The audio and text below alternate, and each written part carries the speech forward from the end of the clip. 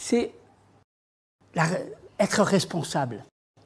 Je veux dire, souvent, on parle, mais on parle pour parler, on parle pour qu'on nous regarde, qu'on dise que celui-ci ou celle-là, eh bien, ils ont de belles paroles dans leur bouche, mais en fait, on veut des gens qui ne soient pas que des beaux parleurs, on veut des gens eh bien, qui mettent en pratique la parole de Dieu et qui vivent pleinement la parole de Dieu. Des fois, vous savez, c'est pas, Jésus n'a jamais fait de longs discours. À chaque fois qu'il a parlé, c'était très court, mais ça voulait dire ce que ça voulait dire. Et c'était tout le temps mis en pratique.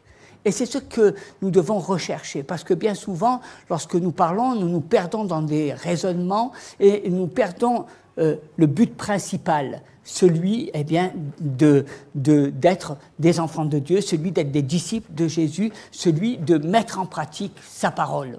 Et je bénis le Seigneur parce que très vite le Seigneur eh bien, a formé des disciples et ces disciples, eh bien, il les a laissés aller deux par deux et ces disciples pouvaient voir eh bien, la gloire de Dieu se manifester dans leur vie parce qu'ils voyaient des prodiges, des miracles, ils voyaient des choses extraordinaires et c'est ce que nous sommes appelés à vivre. Nous ne sommes pas appelés simplement à parler de la parole de Dieu, mais nous sommes appelés à vivre les miracles de Dieu. Et c'est à cela que le Seigneur nous invite. Et pour cela, eh bien, nous avons besoin d'être, je dirais, d'être responsables dans notre tête, de pas toujours dire blanc et faire l'inverse, d'être, je dirais que nos paroles nous engagent et ce que nous sommes nous engage et nous devons être engagés eh bien, dans cet acte de foi pour rentrer dans la destinée à laquelle le Seigneur nous appelle. J'ai pris quelques textes et un texte de Samuel au chapitre 17. Vous le connaissez tous, c'est cette grande bataille que les Philistins ont menée avec le géant Goliath et David. Et au verset 17, chapitre 17 du premier livre de Samuel, verset 33, eh bien, il dit, Saül dit à David, tu ne peux pas aller te battre avec ce Philistin car tu es un enfant. Et il est un homme de guerre dès sa jeunesse. David dit à Saül, ton serviteur, faisant paître les brebis de son père, et quand un lion ou un ours venait en enlever un du troupeau, je courais après lui, je le frappais et j'arrachais la brebis de sa gueule. S'il se dressait contre moi, je le saisissais par la gorge, je le frappais et je le tuais. C'est ainsi que ton serviteur a terrassé le lion et l'ours. Et il en sera eh bien, de même du Philistin, de cet incirconcis comme de l'un d'eux, car il a insulté l'armée de Dieu vivant et à cause de ce Philistin. Ton serviteur ira se battre avec lui. Quand on regarde à cette histoire, c'est beau, parce qu'on voit un enfant, et un enfant qui est déterminé, un enfant qui ne jette pas des paroles en l'air, mais un enfant qui a su même persuader le roi Saül eh bien, qu'il était l'homme pour aller à cette bataille. Alors, qu'est-ce qu'on voit? On voit une bataille, toute une armée, l'armée d'Israël qui était puissante et l'armée des Philistins. Et là, cette armée, ils avaient l'habitude de se battre les uns contre les autres. Mais là, il y a eu un événement spécial. Il y a un homme qui s'est dressé, et on le connaît tous, c'est le géant Goliath. On dit que c'était un homme qui était très grand et qui impressionnait tout le monde, à tel point que il disait simplement que s'il y avait quelqu'un eh bien, qui le battait, c'est toute l'armée des Philistins qui était battue. Vous imaginez quel orgueil de cet homme, mais aussi le fait qu'il savait qu'il était armé, qu'il était fort et qu'il avait l'habitude eh bien, de se battre parce qu'il avait reçu eh bien, toute cette éducation du javelot, de l'épée. Alors on voit un homme fort, un homme qui est armé et un homme qui dit chaque jour qu'il se presse devant l'armée juive et l'armée d'Israël et qui lui dit s'il y a quelqu'un qui vienne et si cet homme me bat, alors vous aurez gagné. Mais si je bats cet homme, eh bien c'est toute l'armée d'Israël, c'est tout le pays d'Israël qui aura été vaincu. Et Et à ce moment-là, bien, il y a cet enfant. Je veux dire que par là, il y a beaucoup de gens qui sont partis. Il y a beaucoup de gens. L'armée d'Israël s'est défaussée. Ces hommes, ces femmes qui étaient habitués aux armements, eh bien, tous ces hommes sont partis. Et d'un seul coup, on avait l'impression que cette armée n'existait plus. Il n'y avait plus personne qui était là pour se battre. Ils étaient conscients du danger qu'ils devaient encourir. Ils étaient conscients, eh bien, de cet ennemi. Ils étaient tellement conscients qu'ils baissaient les bras. Et c'est souvent, eh bien, le cas de beaucoup d'entre nous, parce qu'on est tellement conscient, eh bien, des dangers que nous vivons dans le monde, on est tellement conscient de toutes ces principautés, eh bien, qui nous entourent, que finalement on a tendance à se décourager, on a tendance à être des défaitistes. Il y a des gens qui ont abandonné les églises, il y a des gens qui ne croient plus en rien. Parce qu'il y a une perdition, il y a ces Goliaths qui sont là. Et vous savez, quand on rentre dans les Goliaths, alors on pourrait en parler pendant des heures et des heures, parce que c'est tout ce qui nous entoure dans la vie. C'est tout ce qui fait que 80% de notre vie est entourée des Goliaths. On a des problèmes par-ci. Les gens, d'ailleurs, vous voyez, quand ils se voient, ils vont parler souvent que des problèmes qu'ils ont. Et ils vont mettre en évidence, eh bien, leur incapacité, leur impossibilité, ce désir de défaite. Et moi, je bénis le Seigneur parce qu'il y a des personnes comme ça, comme David, eh bien, qui relèvent le défi. Hein. Il y a des personnes qui se lèvent et qui sont, je dirais, animées de cette responsabilité. Il faut être animé de cette responsabilité, de cette foi, parce que Dieu veut qu'on soit pas simplement des doux rêveurs, pas simplement des hommes et des femmes qui se disent ben les choses vont changer, mais il nous faut des hommes et des femmes eh bien qui soient responsables, des personnes qui s'engagent, des personnes qui se sentent à la hauteur hein, de ce que Dieu demande.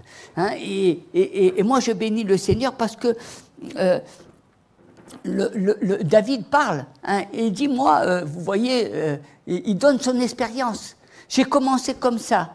J'ai commencé à garder un troupeau. J'ai commencé à veiller sur mon troupeau. J'ai commencé à me battre, eh bien, lorsque je voyais que mon troupeau allait être attaqué. Et je n'ai pas eu peur. Hein, je me suis battu contre le lion, contre l'ours. Je n'ai pas eu peur. Parce que pour moi, ce qui était important, eh bien, c'était de sauver les brebis. Est-ce que pour toi, c'est important de sauver les brebis? Est-ce que pour toi, tu es conscient eh bien, du poids d'une âme dans le cœur de Dieu?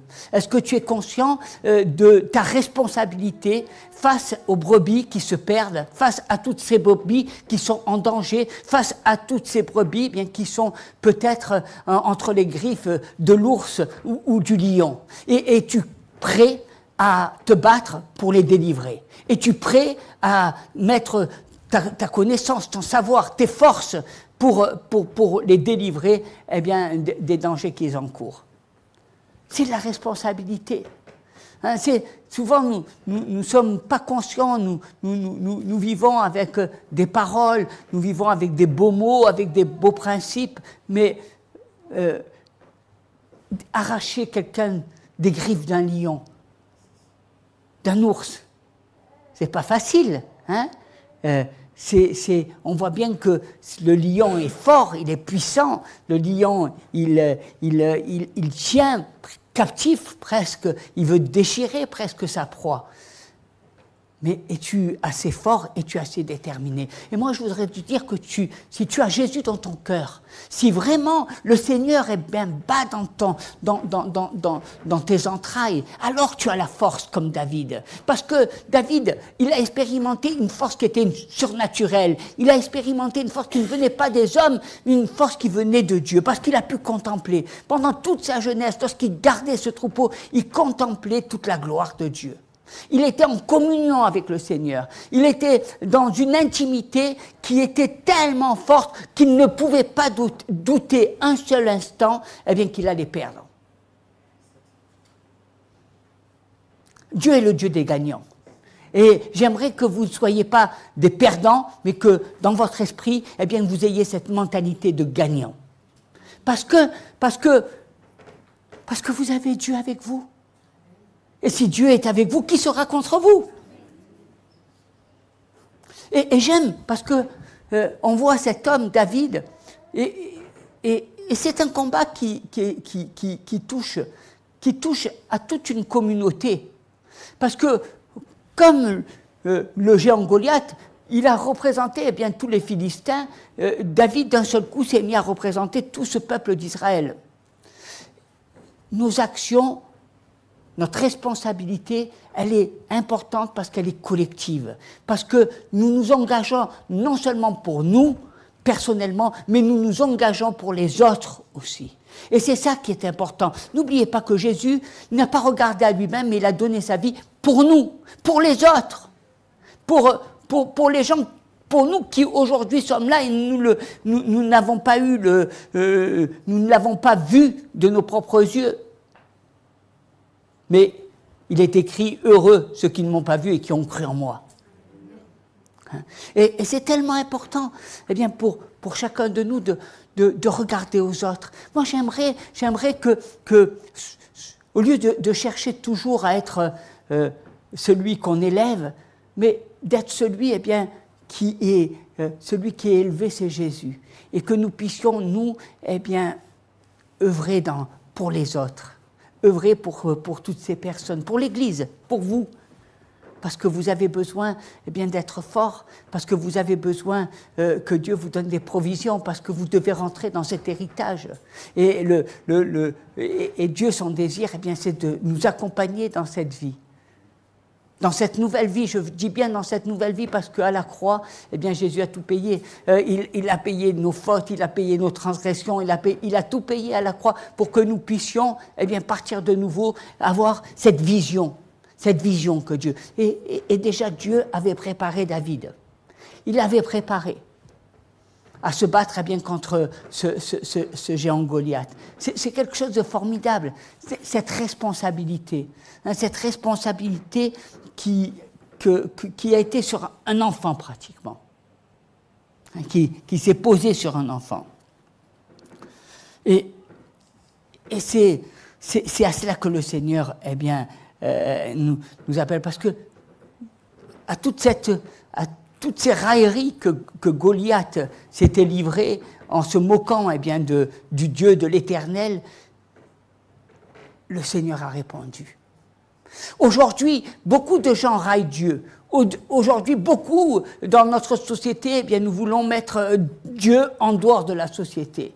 On veut eh bien, qu'il ne dirige plus notre vie. On veut eh bien, que Dieu ne soit plus là parce qu'on cherche par nous-mêmes nos propres désirs, ce qui nous ferait du bien, nos propres lois, cette égalité, cet individualisme qui caractérise si bien, eh bien nos pays. Alors que Dieu, lui, il avait cette vision pour les autres, pour nous. Aujourd'hui, on cherche notre confort, on cherche notre bien-être, on cherche tout ce qui,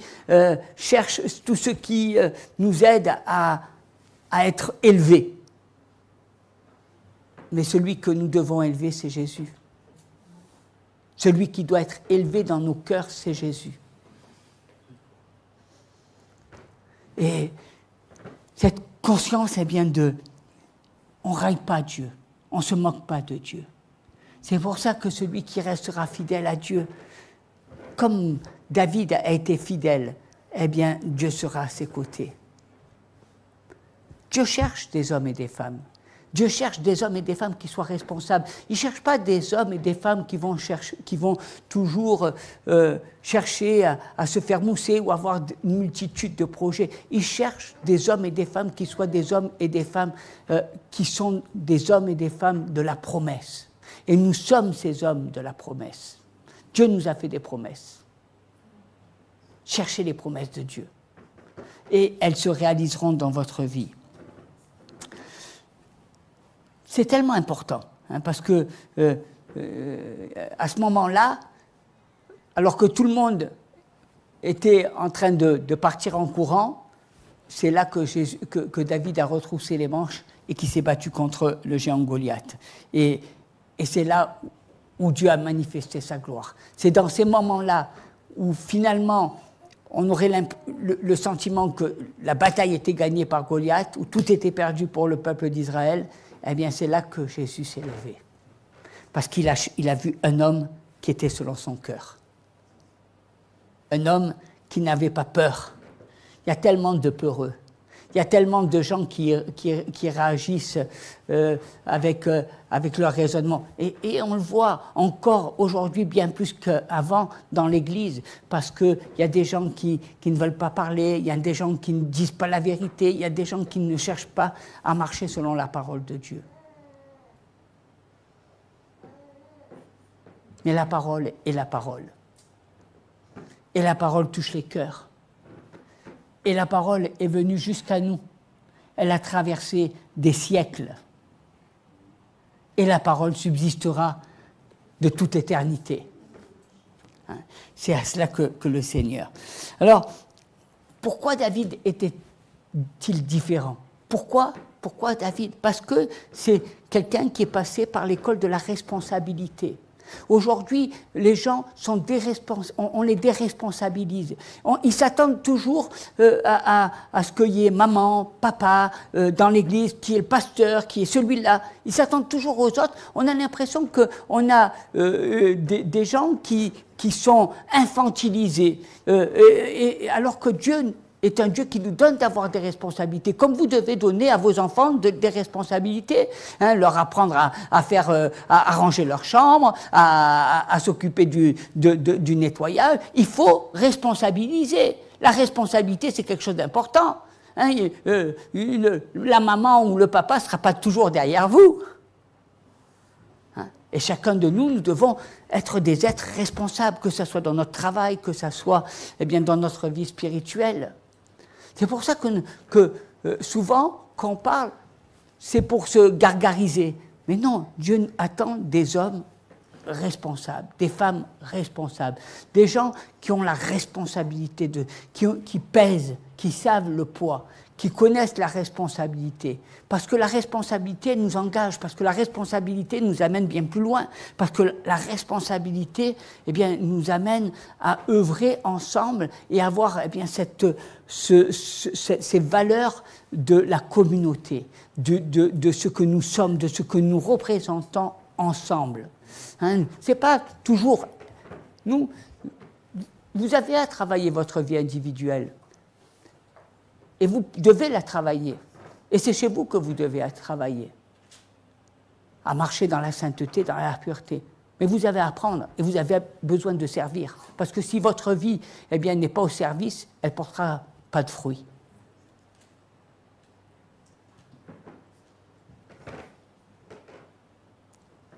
Notre vie nous engage. Et Dieu nous engage. Et souvent, on cherche toujours ce qui nous plaît. Mais est-ce que vous êtes mis à genoux et vous avez demandé à Dieu ce que lui désirait? Parce que Dieu, nous voyons tellement de gens merveilleux dans les églises. Des gens qui ont de la valeur. Des gens qui mettent leur temps, leur disponibilité. Je parlais de toutes ces personnes qui sont là et qui ont besoin de mettre leur vie au service, de grandir, de voir cette bénédiction. C'est cela, travailler pour avoir cette responsabilité de ce que nous sommes. Comme un père est responsable de sa famille, il est responsable de ses enfants. Un père veut du bien pour ses enfants. Il en est de même pour chacun de nous. Et c'est quelque chose de formidable. Vous avez une deuxième histoire, et cette histoire, elle nous parle, parce que souvent, on se cache souvent derrière la prière pour fuir nos responsabilités. Mais quand vous regardez l'histoire du bon Samaritain, vous voyez quoi? Vous voyez le Lévite qui est passé, et il s'est dit, ce n'est pas grave, quelqu'un d'autre s'en occupera. Il y a beaucoup de chrétiens qui sont là, qui passent, ils voient quelque chose, et puis, c'est pas grave, c'est quelqu'un d'autre qui le fera. On s'attend toujours aux autres. On s'attend toujours que les autres fassent les choses à sa place. On s'attend. Et c'est un Lévite. Il fait partie des sacrificateurs. C'est un homme eh bien, que Dieu a oint. Il y a beaucoup de chrétiens qui vont dans les églises, qui sont oints, et qui, eh bien, lorsqu'ils voient quelqu'un qui est dans la souffrance, qui passe et qui dit quelqu'un d'autre s'en occupera. On se dégage très facilement de nos responsabilités. Et on va dire, mais oui, si il y a tellement de gens qui sont malheureux, qu'est-ce que tu veux? Je ne peux pas passer ma vie à faire ça. On se trouvera toujours de très bonnes excuses, mais ça ne demeure que des excuses. Vous savez que Dieu voit tout, Dieu sait tout. Il voit ton travail, il sait qu'est-ce que tu fais. Tu n'as pas besoin de le dire. Nous, souvent, nous voulons que les gens voient ce qu'on fait. Nous, souvent, nous cherchons, mais Dieu voit tout. Dieu sait tout. Dieu il sait quand tu pries, Dieu te voit dans ta chambre, Dieu te voit de partout. Et Dieu te voit quand tu passes et quand eh bien, tu vois quelqu'un. Imaginez que cette histoire nous montre que c'est des Samaritains, des personnes qui étaient païennes, qui allaient s'occuper eh bien, de cet homme qui était dans le besoin. Des fois, on a à apprendre des gens de l'extérieur. Des fois, on a le sentiment que les gens qui sont dans le monde, qui ne connaissent pas Jésus, se comportent mieux que ceux qui sont dans la maison de Dieu. C'est paradoxal. Cette parole, elle nous est adressée. Nous sommes ces Lévites. Nous sommes ces hommes et ces femmes qui travaillons dans l'œuvre du Seigneur. Nous sommes ces hommes et ces femmes. Est-ce qu'on va être indifférents? Est-ce que notre indifférence eh bien, nous amène à rejeter les problèmes? Aujourd'hui, nous devons être interpellés. Bien au contraire, cette parabole doit nous parler, parce que ça nous montre tout simplement notre irresponsabilité. Ça nous montre tout simplement qu'au lieu d'être responsable et d'aller et d'accomplir eh bien, ce à quoi Dieu nous appelle, eh bien, nous sommes là avec de belles paroles, nous sommes là à vouloir nous convaincre les uns les autres, mais nous ne sommes pas capables eh bien, d'aider quelqu'un qui est dans le besoin. Et quelqu'un que Dieu a mis sur notre passage. Il y a beaucoup de gens qui se sont dit, mais qui est Jésus? Et Jésus a dit, eh bien, je suis celui eh bien, pour lequel j'étais nu et vous m'avez apporté des habits. J'avais faim et vous m'avez donné à manger.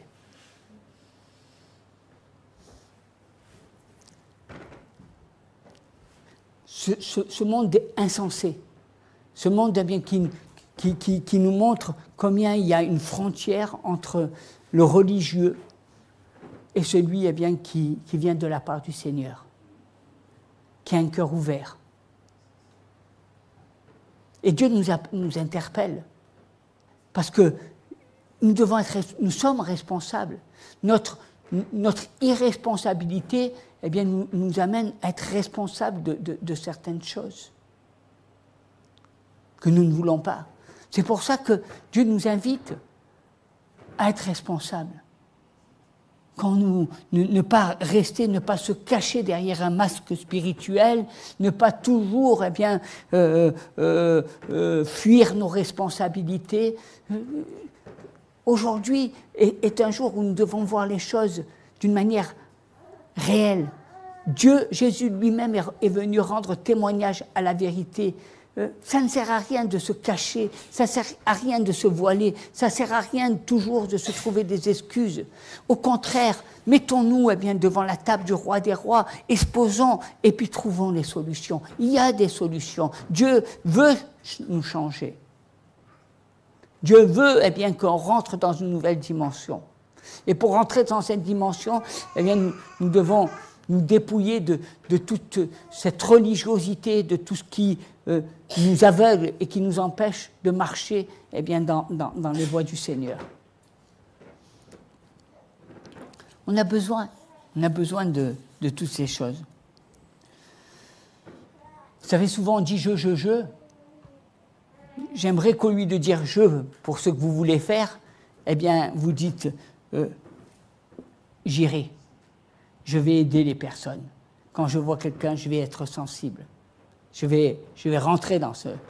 Hein. Là, oui, vous pouvez dire « je ». Parce que ce sont des actes, ce sont eh bien, des œuvres auquel le Seigneur nous appelle.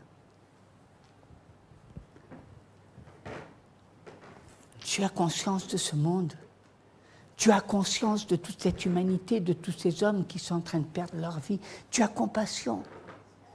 Est-ce que tu pleures face à toutes ces personnes? Il y a des gens qui meurent, il y a des enfants qu'on tue, il y a des personnes qui ont faim.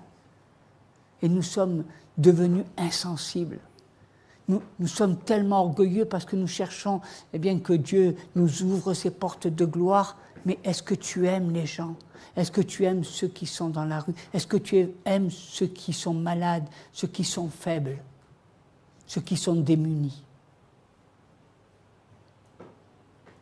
Parce que c'est pour cela que Jésus est venu. Il n'est pas venu pour les bien portants.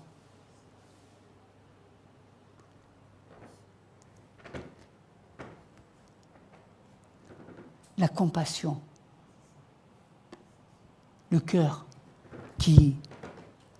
Beaucoup de gens veulent le réveil, mais pourquoi? Pour une église qui soit avec des étoiles ou l'église de Jésus. C'est différent. L'église avec des étoiles, c'est vouloir briller, c'est vouloir montrer qu'on existe. Les gens se battent. Dans le monde, on cherche tous on recherche la gloire, on recherche une reconnaissance, on se dit il faut qu'on soit aimé, etc.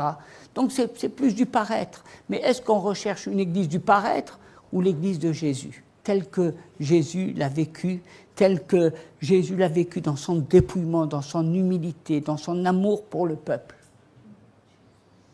C'est cette église-là. C'est une église authentique, une église vraie. L'histoire nous a montré combien on a détruit l'église de Jésus-Christ.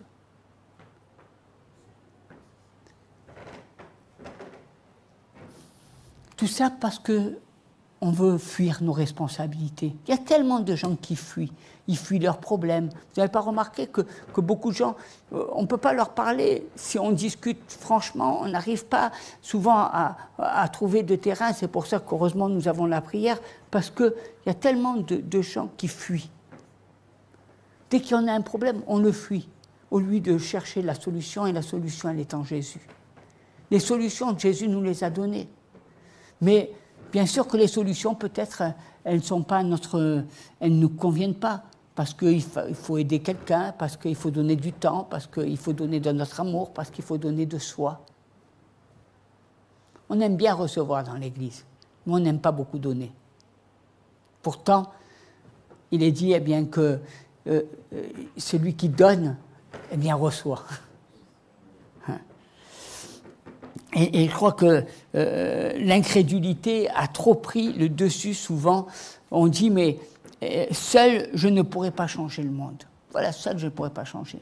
On a l'impression des actes de foi. C'est pour ça que je dis que tous les projets que nous devons faire, doivent passer par la prière et par la foi.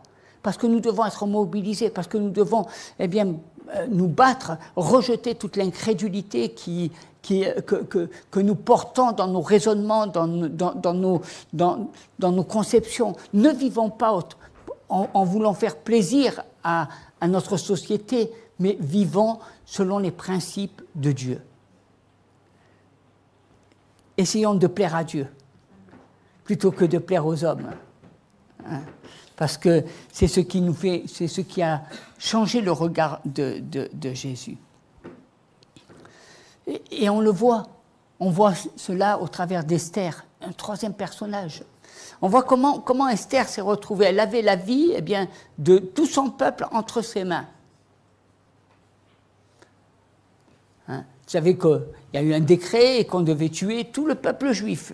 Et Mardochée devait être pendu sur la cour. Vous connaissez cette histoire. Mais moi j'aime, parce que comment a réagi Esther? Elle a réagi en prenant la mesure de ce que Mardochée lui adressait. Elle a réagi en prenant cette responsabilité, parce qu'elle s'est dit, on va jeûner. Je vais jeûner. La première des choses, si on s'était retrouvé à la place d'Esther, on serait mis à crier, on serait mis à sauter, on aurait... Mais elle s'est dit, je vais jeûner. Je vais voir le Seigneur. Je vais prier. C'est pour ça que la prière est indispensable. C'est pour ça que nous avons besoin de prier. Avant toute chose, il faut se mettre à genoux devant le Seigneur et prier, jeûner.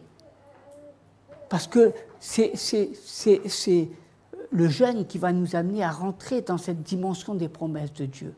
C'est pas en jeûnant, en priant, eh bien, que nous recherchons la face de Dieu. Sinon, c'est la chair. Et vous savez, la chair, on pourrait avoir des milliers de projets humains. Quand vous discutez avec quelqu'un, vous lui parlez de son avenir, il va vous dire « Ah ben j'aimerais faire ça ». Vous le revoyez quelque temps après, il va dire « Ah ben moi j'ai un autre projet ». Et puis quelque temps après, il a encore un autre projet. « Ah je vais faire fortune sur ça, ah je vais faire ci ». Et finalement, ils ne font rien. Tout le monde c'est facile de projeter, de faire des projets. Mais il faut les réaliser, parce que tu peux avoir des projets plein la tête, mais si tu ne les réalises pas, ça ne sert à rien. Hein, Dieu ne nous appelle pas à être des rêveurs. Il y a beaucoup de rêveurs sur la terre. Vous savez que les rêves, ce n'est pas des réalités, ce n'est même pas une vision. Un rêve est un rêve. Je peux rêver dans la nuit, je peux rêver, comme je peux rêver que Dieu va faire de grandes choses, comme je peux faire des cauchemars. Heureusement, eh bien, les bonnes choses ne se réalisent pas, et les cauchemars non plus. Parce que s'ils devaient se réaliser, ça serait terrible. Ce ne sont que des rêves. Ne vivez pas en fonction de vos rêves. Hein, vivez en fonction de la vision de Dieu. Parce que la vision vous conduit dans la vérité. Parce que la vision vous amène eh bien, à marcher sur le chemin de Jésus. Et c'est important. Et je vais jeûner. Je vais me présenter devant le roi. Et elle savait que si elle se présentait devant le roi et qu'elle allait lui exposer le cas, il la tuerait. Elle était consciente du danger. Vous imaginez, c'est à cela que nous sommes appelés. Il y a bien sûr des dangers. Souvent, on regarde comme les églises du réveil, on se dit formidable. Bien sûr que formidable, mais il y a des dangers. Il y a des luttes, il y a des combats. Hein? Il y a un prix à payer. Et ce prix, eh bien, nous devons le vivre au travers de la prière. C'est pour ça que je vous invite véritablement à rentrer. Hein, c'est pas toujours. On attend toujours que ce soit le pasteur qui vienne et qui nous dise « Allez, voilà, toi, Dieu m'a montré ceci ou Dieu m'a montré cela ». C'est pas que ça qu'il faut attendre. Il faut vous mettre à prier et à jeûner. Il faut que vous-même, vous mettiez à genoux devant le Seigneur et que vous regardiez à Jésus. Et là, vous verrez eh bien, à quoi Dieu vous appelle.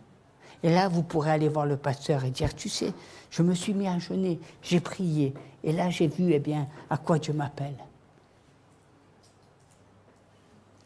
Priez, jeûnez, cherchez la face de Dieu. On est tous vides. Il n'y a personne. Je suis là devant vous, je suis vide. Si c'est moi, je ne peux rien faire. Mon cerveau est vide.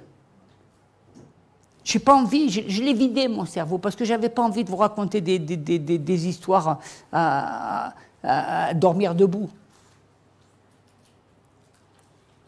Mais je l'ai rempli avec le Seigneur. C'est parce que l'homme n'est plus, mais Dieu demeure. Hein? Il faut chercher la face de Dieu. On n'a rien à gagner. Hein? Sinon, eh bien, la gloire de Dieu. Sinon que Dieu se manifeste. Et en cherchant eh bien, cette gloire de Dieu, vous verrez combien votre vie sera pétillante, qu'elle sera rafraîchie, qu'elle sera heureuse. On va s'incliner dans la prière si vous le voulez bien. Alléluia, Seigneur. Alléluia, Seigneur. Merci, Seigneur, parce que tu suscites eh bien, des hommes et des femmes dans l'Église. Pas des téléspectateurs qui regardent des vidéos, mais tu suscites des hommes et des femmes qui soient responsables, qui se mettent au service, qui ont le désir eh bien, de porter du fruit. Seigneur, Je te demande de visiter tes enfants, de les sortir, Seigneur, souvent des endroits où ils sont et, Seigneur, des pensées qu'ils ont. Parce qu'on est tous comme ça, on crie tous cocorico et on a l'impression que tous, eh bien, il n'y a que nous avec qui Dieu est. Tous ont tort, nous on a la vérité. C'est trop facile. Vous savez, celui qui a raison, c'est celui qui dit j'ai tort. Celui qui pense avoir raison, c'est celui qui a tort. Parce qu'il est imbu de lui, parce qu'il y a de l'arrogance, parce qu'il n'y a pas un cœur selon le cœur de Dieu. Les personnes qui sont au service, ils ont été brisés par Dieu. Ils ont souffert. Ils ne cherchent pas à avoir raison. Ils cherchent à plaire à Dieu. Ils cherchent à être utiles au service de Dieu. Ils cherchent à ce que ce soit Dieu qui les utilise. Ils ne cherchent pas à faire comme ils le désirent. Vous savez, quelqu'un qui cherche à faire ce qu'il désire, il est indirigeable. Parce qu'il n'est pas maniable entre les mains de Dieu. Parce qu'à la fin, il voudra être lui-même Dieu. Quelqu'un qui se laisse diriger par Dieu, c'est quelqu'un qui est obéissant, qui cherche la face, qui a les genoux cagneux, qui cherche à porter du fruit, qui se met dans des groupes, qui va chercher le contact des autres, parce que Dieu n'est pas le Dieu individuel, c'est pas le Dieu de l'égoïsme, c'est pas le Dieu simplement de nous, c'est le Dieu de l'ensemble. Il est conscient qu'il a la responsabilité de tout un peuple. Comme, eh bien, David était conscient que ses actes allaient engager tout le peuple d'Israël. Il est conscient qu'il porte les espoirs, eh bien, des autres. Il est porteur d'un étendard. Il ne voit plus à sa propre vie comme étant quelque chose d'essentiel. Parce que, comme Jésus, il a perdu sa vie pour la mettre au service des autres.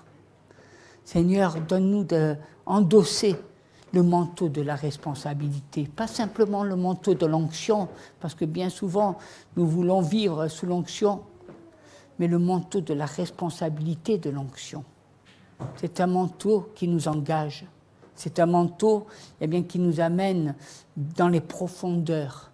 C'est un manteau qui nous permet de donner notre vie pour le bien des autres. C'est ça le manteau de la responsabilité. Que le Seigneur, eh bien, nous bénisse à tous. Dans le nom de Jésus. Amen.